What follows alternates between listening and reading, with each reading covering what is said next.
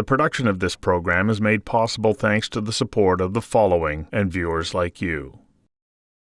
In an interview with Vancouver is Awesome in the lead up to the 2025 federal election, Iain Black stated, "I thought my days as an MLA and minister were behind me. But witnessing the decline of our community due to rising affordability issues, increasing crime, and a relentless wave of overdose-related deaths, I could no longer stand idly by." Despite coming up short in the federal April 2025 election for Coquitlam, Port Coquitlam, Black has retained his passion to answer the call for public service. Black's resume includes cabinet posts in the BC Liberal government of Gordon Campbell, serving as Minister of Labour, Minister of Small Business, Technology and Economic Development, and Minister of Labour and Citizen Services between 2005 and 2011. He left politics to take on the role of President and CEO of the Greater Vancouver Board of Trade.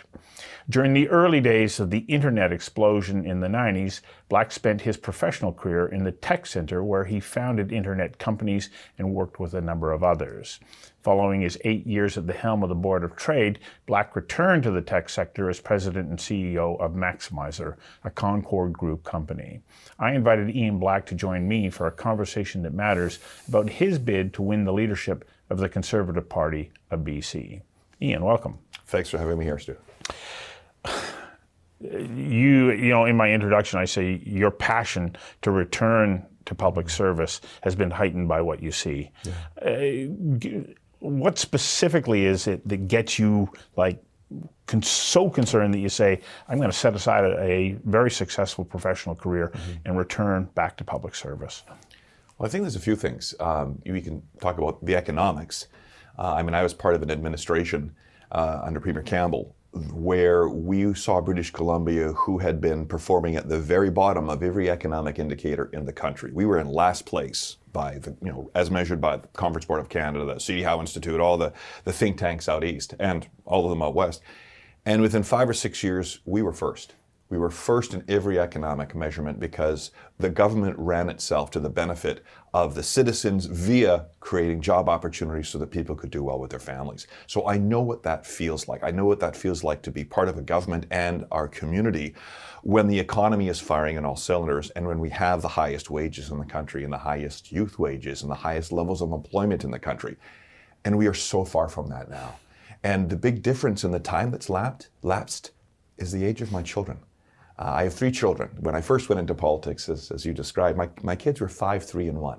They're now 26, 24, and 22. And 2 of them, my boys, live in Toronto. And that's not okay with their mother and I. It really is an upsetting thing to us that they don't have the opportunities in British Columbia that would have them be close to us. And so that's one of those very personal triggers. But then you just have to look around. For all the exorbitant amount of money that's being spent by the current government in British Columbia, look at our situation on our streets. Tell me that this is better with respect to homelessness and drug addiction and mental health and the small businesses that are closing because this is so disruptive to their ability to run a business to the benefit of their family and try to build a future for their kids. So, and then you could go on from there to our natural resources sector. But broadly speaking, you talk to anybody, especially our 35 to 45-year-old young adults, young parents and below, and they're looking around right now and saying, whatever this is, it's not working for me. I can't afford to buy a house the way my parents did after 20 years of hard work. I can't take my children for a walk in the park because we've surrendered our public spaces to criminals and drug addicts. And we've got a challenge with it's not okay in their minds with respect to the free access to drugs or the decriminalization or safe supply formula. They're looking and saying, we don't relate to that. And they're challenging our institutions like healthcare, where they can't get a family doctor. And our education system, where they're not seeing some of their values reflected in what their children are coming home from school at. So you've got a generational challenge there that is far detached from the current reality of the NDP government of this province. And when I know enough about how government can work, when it's working well, and when it's working well for its citizens, that is a very compelling thing for me to go, you know what, I know how to fix this. I've actually been in these rooms where these decisions are made, and I have the experience that I can apply to it, and I want to do so. Do you envision that under your leadership, the Conservative Party would mirror the kind of coalition that the Campbell government pulled together, which was a broad spectrum on the right side of the political equation? Or do you see under your leadership that you would be inching more towards a more conservative approach rather than tending towards what we classically call liberal? Sure. I think British Columbia has a very proud tradition of small c conservatism. If you look at the years of the Social Credit Party, I would argue the BC Liberal Party, remembering, of course, that the reason that the BC Liberal Party felt compelled to change its name is because 2 out of 3 of us were conservatives, right? There's a story behind the story, always, right? So I think there's those natural tendencies within British Columbia. They've been there a long time, and I don't think it's that complicated. I think you stay true to very basic and simple conservative values. As small a government as we require to deliver the most sacrosanct services of healthcare and education and looking out for our most vulnerable. We believe that families do a much better job of managing their money than government does, so that's a principle we adhere to. Another one is that government's job is to pave the way and then get out of the way. The regulatory burden has creeped up again in this province to the point where it is absolutely suffocating, not just for our small businesses who are just standing back and saying, enough, I can do this somewhere else, but also our whole entire natural resources sector as well.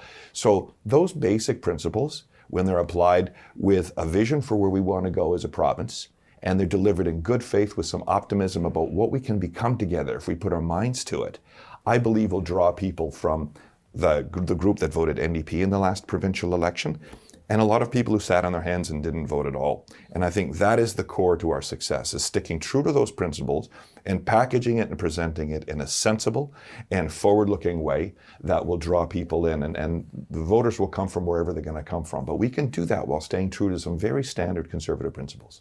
So when the Conservative Party of BC came together, it came together in its current form in a rather chaotic manner. I call it an arranged marriage.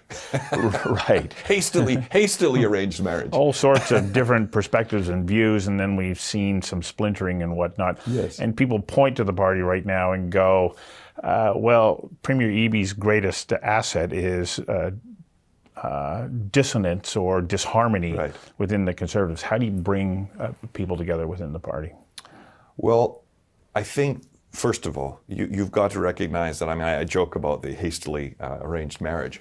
The party in its current form is only a couple of years old. It's been dormant for 60 odd years, and there's been interest in it forever by a smaller group of people. But in its current form, it's been around 2 years. And a lot of what you've seen are, I call it accelerated growing pains of any political party. So 2 years ago, the arranged marriage didn't happen yet. We have really 3-4 months before the last federal election, which is only 15-16 months ago.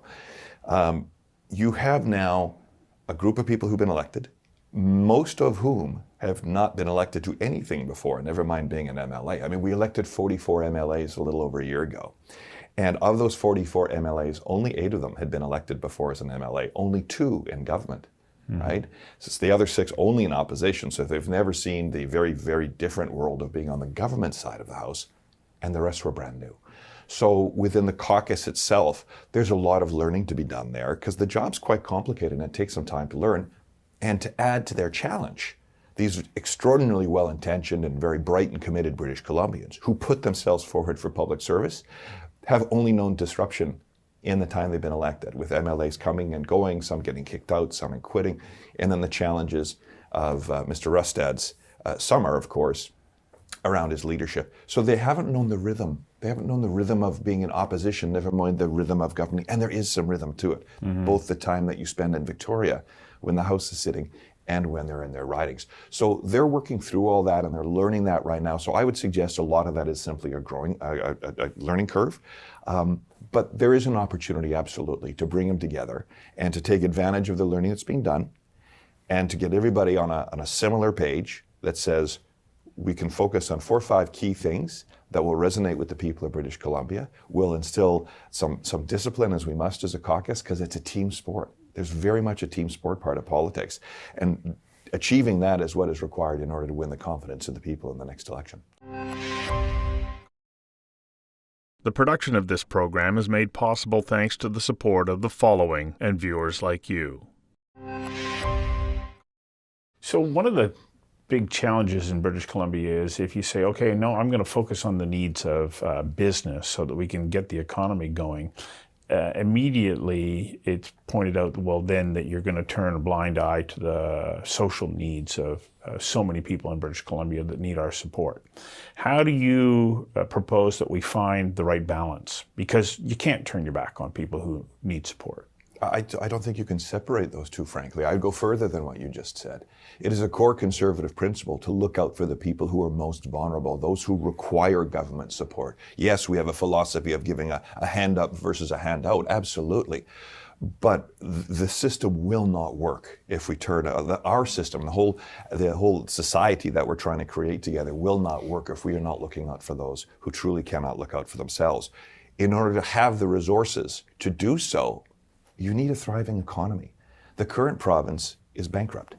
The British Columbia government under the NDP right now have taken what was a $5 billion surplus 4 or 5 years ago. And this year will close the books, I'm guessing somewhere about the 12 billion, I would argue 13 billion deficit.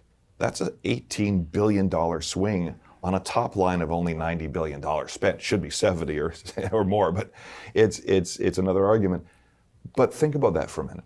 I mean, I've been CEO or president of 5 or 6 different companies.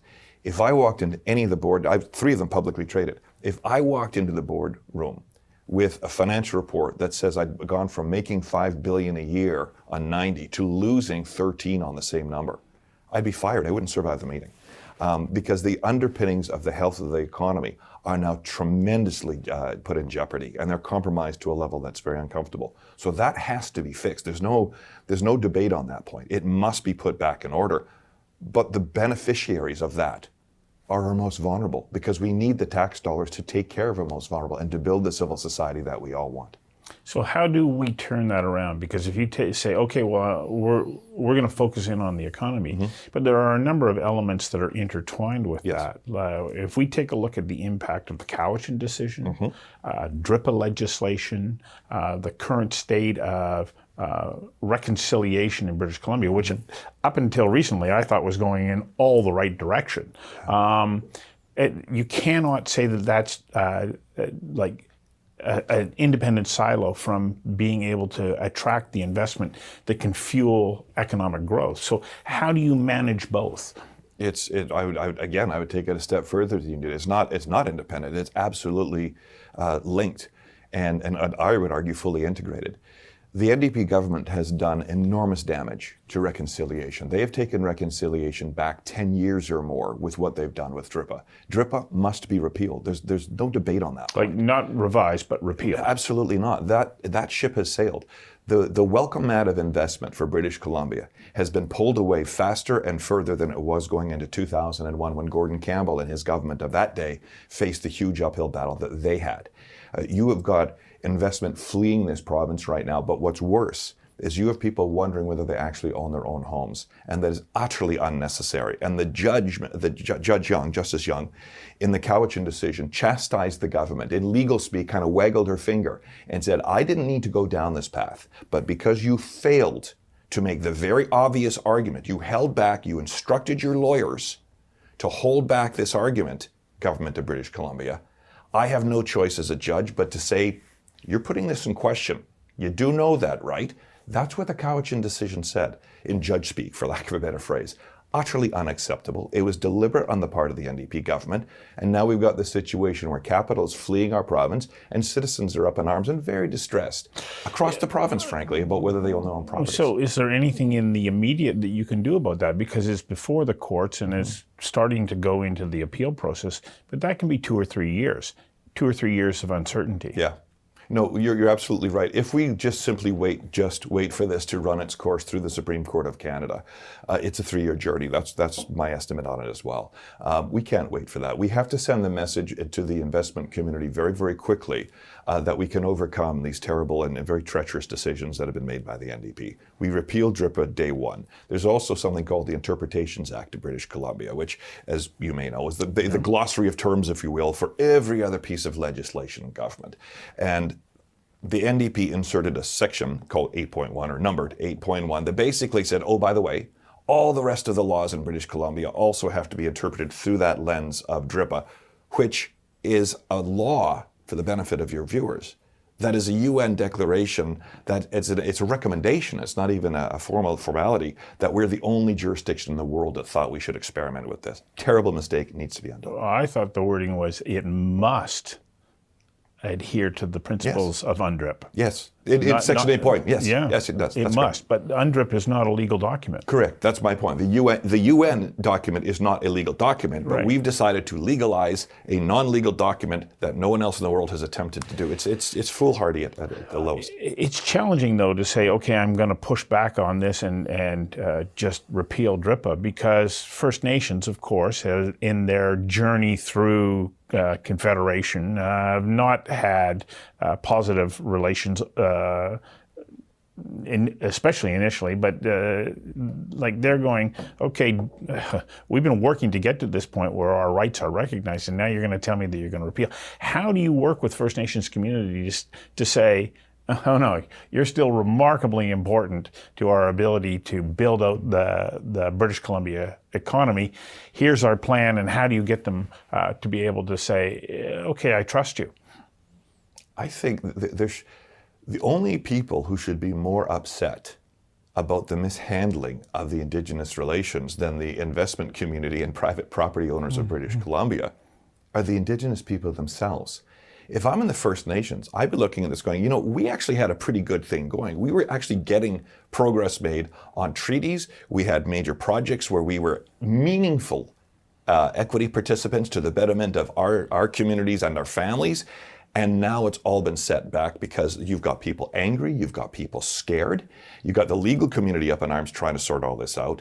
And the ability to move forward now, trust has to be rebuilt. And I don't blame them one little bit for being upset, because in many ways, the great irony of this situation is that our First Nations communities are actually collateral damage to the situation that the NDP has created. So trust has to be rebuilt. It will not happen overnight. It's like any relationship where trust is broken, and the body known as the government, regardless of who's in charge, has broken trust. And it's broken trust with existing First Nations relationships. It's broken trust with private property landowners. It's broken trust with investors for small business and large, who are looking to invest here and build economic opportunity for our citizens here across the board. This has been a colossal mistake. The production of this program is made possible thanks to the support of the following and viewers like you.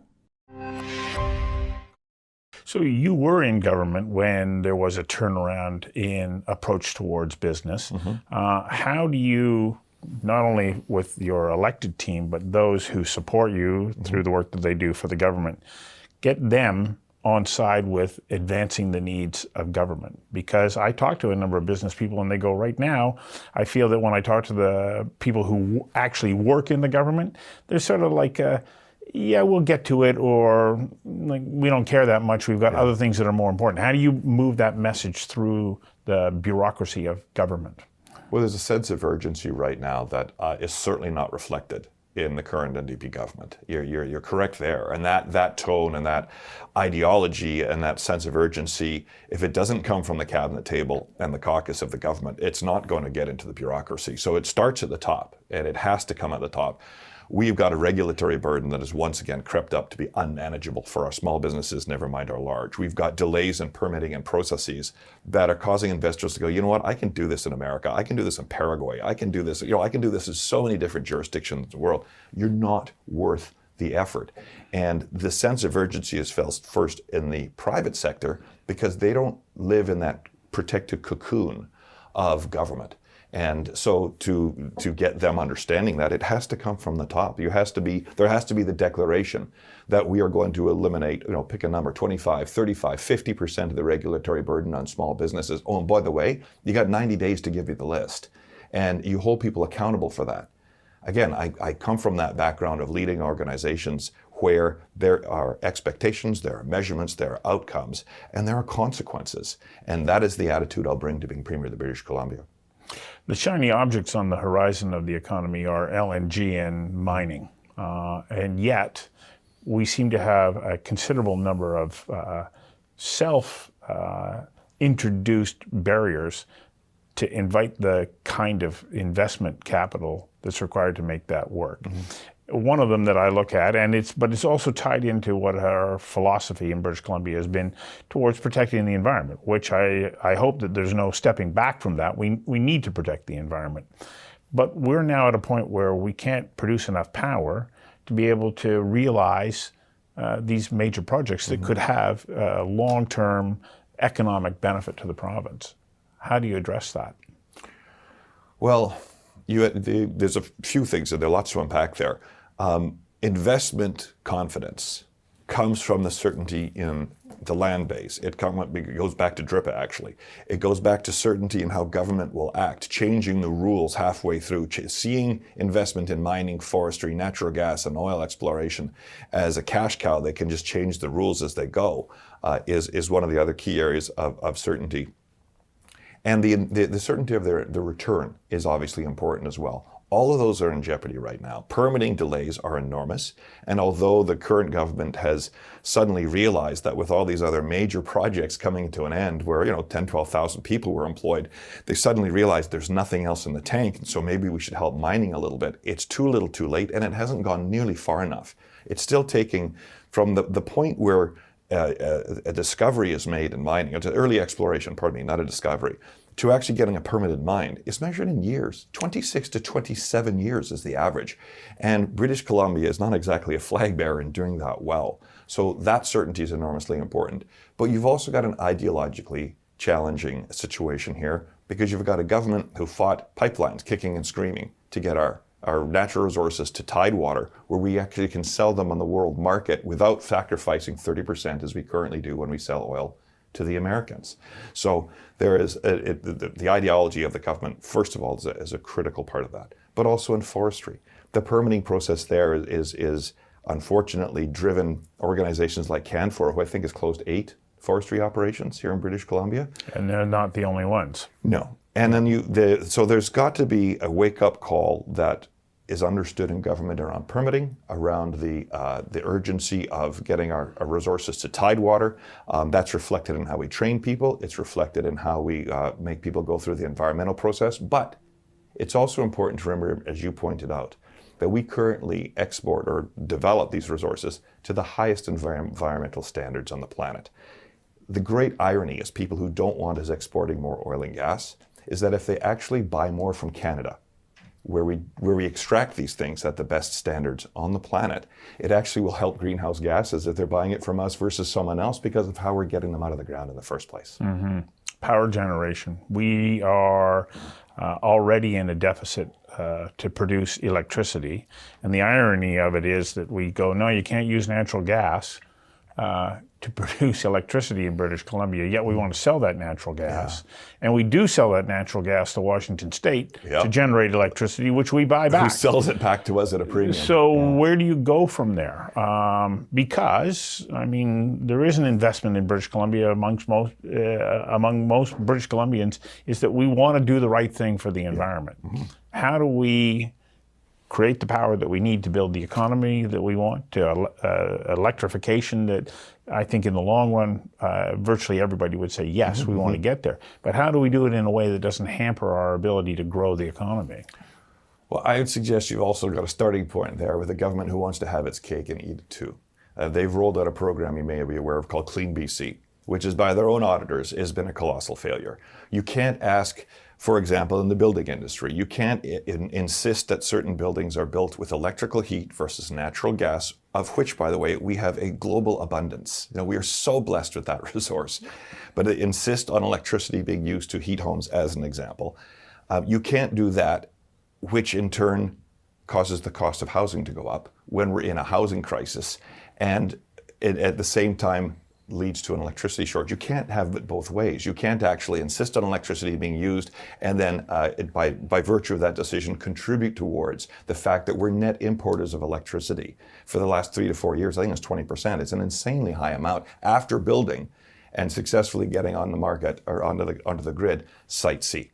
So we absolutely need more electricity. We have to be open-minded about natural gas. We have creating that electricity. Again, we have an abundance of it. And we have to think this through and tie it, as you suggested a few moments ago, to our major industry initiatives. Mining requires electricity. If you look at Coquitlam is a great example. With the Rio Tinto facility up there. They've got dedicated electricity generation taking place there, the excess of which they can put onto the grid if they don't use it. Mining requires an enormous amount of energy. Seems to me that when you've got natural gas already in those same areas, it would make sense to put natural gas electricity generation next to these facilities that will require that degree of power, which currently doesn't exist on the grid.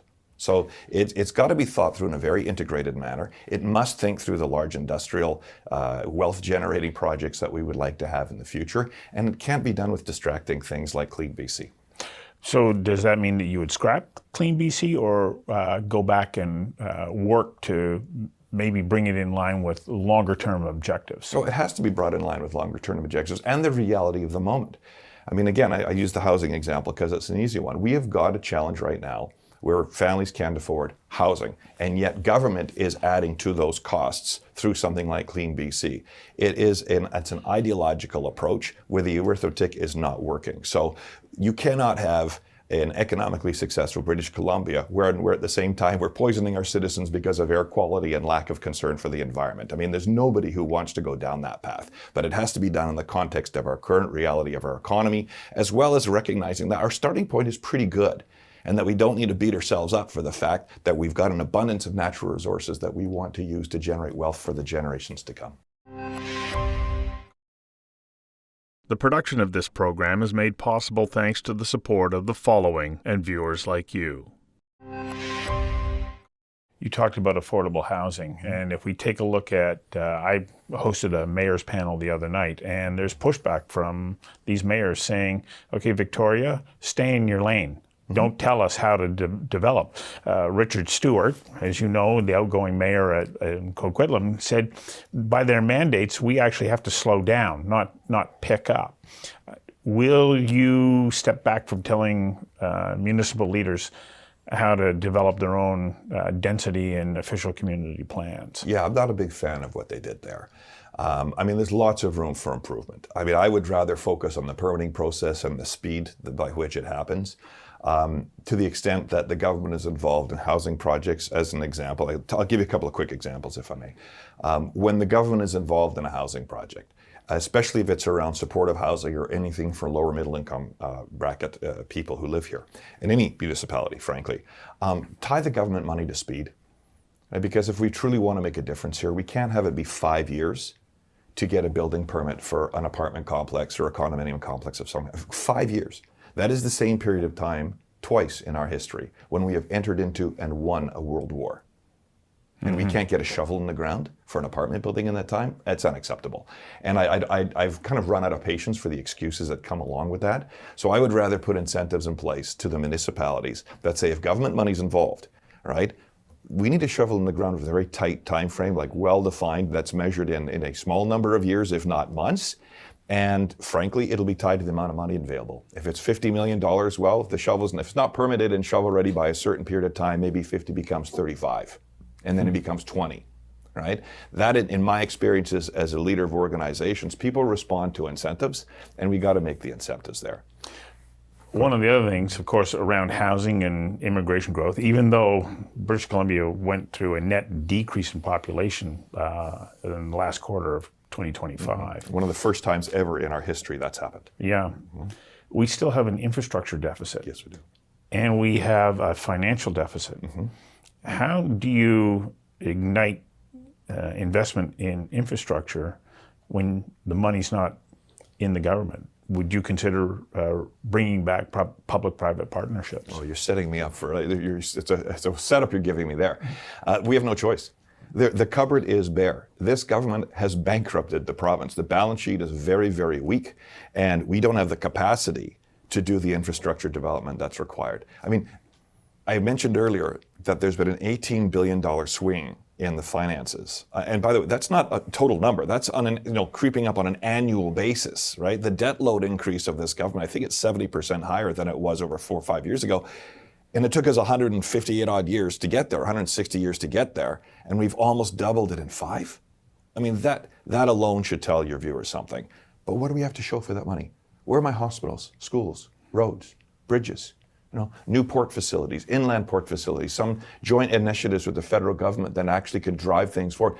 I was part of an administration that built the South Fraser Perimeter Road, the Portman Bridge replacement, Kicking Horse Canyon, Sea to Sky Highway. This is just off the top of my head. And by the way, on the last one, it was an $800 million project that came in at $600 million, and it was opened 6 months early, and it was done with public-private partnership, right? Those projects weren't done sequentially. They were done at the same time, right? Where's that building been? To prepare us for our future in British Columbia here, while our population has grown by 1 million people. So we are very, very behind on this curve, and because of the mismanagement of the current government, the cupboard's bare. So we have no choice. We have to leverage the amazing assets that we have, which is frankly, the intelligence and drive of our people, our natural resources, our trading capacity, because we are the only Pacific province in the country. And we have to bring in that private capital through private-public partnerships and get British Columbia building and moving again so that it can get the generation of the revenues needed to take care of our mentally ill and drug addicted, to try to solve some of the problems in healthcare and education and the vulnerable population beyond that. 2 other issues that are intertwined are the delivery of healthcare and our mental health and opioid addiction crisis. They affect each other. But they're also independent of each other. Healthcare, we see ERs closing. We see people just basically saying, okay, I've accepted the fact that I'm going to have to wait a long time to get the medical attention that I require to be able to return to full function. How do we address the delivery of healthcare in British Columbia? Well, we have to start by acknowledging whatever it is we're doing is not the right formula. It's just not. I mean, you can you can talk about waiting lists, you can talk about diagnostics, you can talk about not getting access to a family doctor. There isn't an element of it that you can point to, and you used to be able to, and say, that's actually working really, really well. When I was in government, we had the best cancer outcomes in the world. If you saw a family member was stricken with cancer, there was no other place to be in the world than British Columbia with respect to you having the best odds of facing down that terrible piece of news for you and your family and coming out on the other side of it healthy and with a great life in front of you still to go. And we're not there anymore. We're now sending cancer patients south of the border. So again, we've just utterly lost the plot at a government level. But I want to focus on mental health and addictions, because I would say you missed one piece. I would layer on one more, which is public safety. Fire, ambulance, police, right? The number of calls on the downtown east side that are first responders that are specifically tied to mental health and addiction leaves very little time to chase the bad guys, right? And we made an announcement last week that when I win this contest to become the next leader of the BC Conservative Party, and then subsequently the Premier of this province, we will make the largest investment in mental health and addictions in Canadian history. We must redevelop Riverview. I come from that community, as you pointed out, right? For over 100 years, this community, this facility has treated the mentally ill. And what's even more important, and I would argue most important, is you've got a community there where there's no NIMBYism. We understand that this facility has been part of our character for that period of time. And I've been in situations where there have been protests over adding 20 beds to a youth detention facility where there had not been a single issue for 2 decades. And there were protests in front of it. And then this is a community that's embraced that role for literally over 100 years. But it needs to be redeveloped, a campus-wide approach, integrated services on research, and frankly, research, drug addiction treatment and recovery, mental illness, and the full range of services that's required there. And we can build this into a global standard that people look to British Columbia and say, that's how you do it. But it has to be spoken wheel. It has to be a hub for the province. So do you envision a model similar to the Alberta model? Because widespread recognition of the moves that they've made to address this very issue, receiving incredibly positive feedback. Would you look to Alberta and say, okay, how did you do that? Yeah. And what can we learn from you?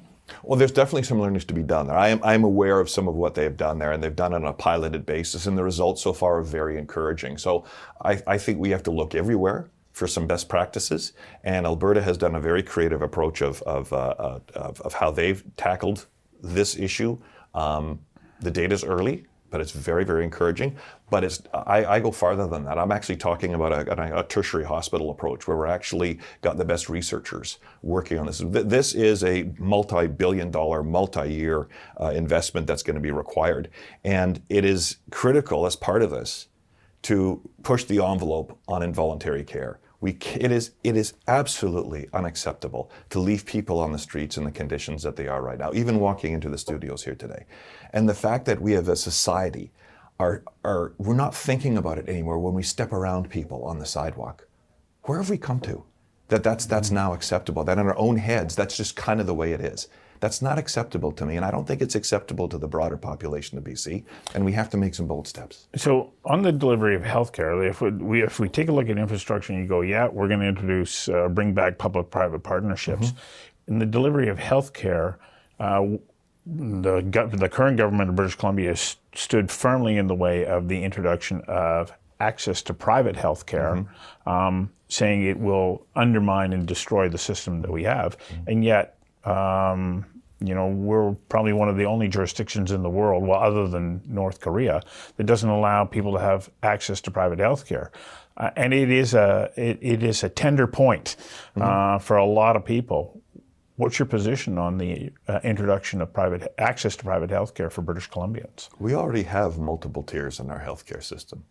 To me, I remain absolutely firm that if I have a loved one, if you have a loved one, any of your viewers have a child, a sibling, a parent, a grandparent who needs medical attention and there's no bill showing up after the fact, I don't think you particularly care in that moment who's taking care of my loved one, who's taking care of my child.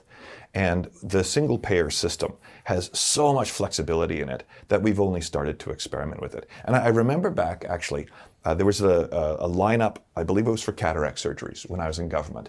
And there was something like 800 or 900 people on the waiting list, and people who were kind of 60 to 80, they couldn't drive anymore, they couldn't live out their daily lives the way they were used to, they just couldn't see. And cataract surgery is not complicated. And somebody pointed out that, optometrists and ophthalmologists, they can do this in 20 minutes in their clinics. You don't need an operating room for this. And it was a relatively small amount of money, a few $1 million. And we got rid of an 18-month waiting list for this in about 6 weeks. Yeah. Might have been 10, but it was like a remarkably short period of time. And nobody got a bill, right? And it's not like you showed up and got. So we've already got this system where that there are people getting access. I like to use the Vancouver, God bless the Vancouver Canucks. But you hear on the news the day after a knee-on-knee collision at Center Ice that so-and-so's out for 6 weeks because they got an MRI. And nobody stands back and goes, how did they get an MRI overnight when I have to wait 18 months? So we already have lots of different ways healthcare is being delivered. And I think we need to stand back and recognize, first and foremost, the current situation has hit the wall. It's not working. There will always be a longer lineup that we can address, and we have no money left in this system. It's been so badly managed. So we have to be more creative about how we go at healthcare, and it doesn't have to go anywhere near American style. It's a boogeyman that people like to trot out when they're trying to defend the indefensible. Well, it's a complex landscape ahead of you should you be successful. I appreciate you coming and giving us a sense to be able to see more about your thinking on a wide variety of issues and the way that you plan on addressing those issues should you become the Premier of the province. But most importantly, I want to thank you for putting your name forward, for stepping up for public service. Not enough people do it in this province and in this country, so thank you for your willingness to do so. It's an honor to be able to.